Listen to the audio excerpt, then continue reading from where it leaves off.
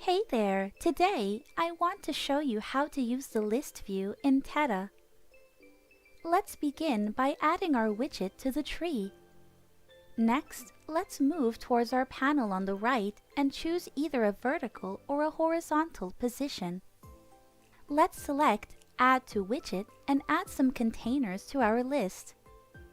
Let's then give each one of them a margin of 24 pixels towards the top. Let's go on play. As you can see, in just a few steps we have created a list containing our widgets. Let's now consider a horizontal list. Let's add the list view and enable the option to visualize it horizontally. As you can see, as soon as the option is enabled, the list disappears.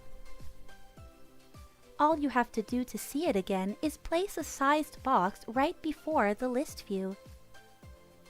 In this case, we must set a specific width for the containers we will be placing.